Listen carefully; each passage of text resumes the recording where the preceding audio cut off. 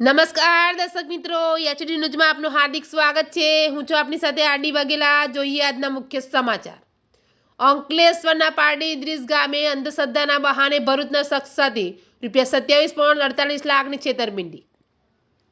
અંકલેશ્વર તાલુકાના પારડી ઇદ્રીસ ગામના લક્ષ્મી માતાની પૂજા વિધિ દ્વારા આર્થિક તંગી દૂર કરવાની લાલચ આપી ભરૂચના એક વ્યક્તિ સાથે ₹27.48 લાખની છેતરપિંડી કર્યાનો ગંભીર બનાવ સામે આવ્યો છે।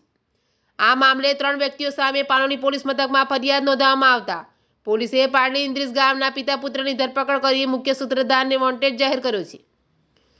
ભરૂચના ભોલા વિસ્તારમાં રહેતા વિકિતભાઈ ભોઈએ પાનોલી પોલીસને આપેલી ફરિયાદ મુજબ તેઓ છેલ્લા કેટલાક વર્ષોથી આર્થિક સંકટમાં હતા।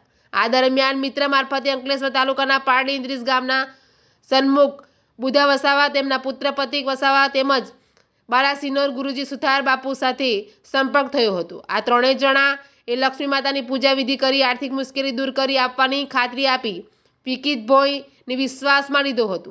ધાર્મિક વિધિ અને અંધશ્રદ્ધાના બહાને ફેબ્રુઆરી 2024 થી મે 2025 દરમિયાન વિકિત પાસેથી ટુકડે ટુકડે ₹13,23,500 બેંક ટ્રાન્સફર મારફતે તથા ₹13,25,000 રોકડા મેળવી કુલ ₹27,48,500ની રકમ પડાવી લીધી હોવાનું ફરિયાદમાં જણાવવામાં આવ્યું છે।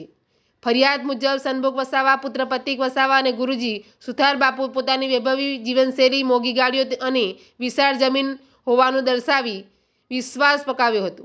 અનેક વખત પારડી ઇદ્રીસ ખાતે બોલાવી ધાર્મિક વિધિ કરવાના નાટક કરીને ફરિયાદીને આર્થિક રીતે છેતરવામાં આવ્યો હતો।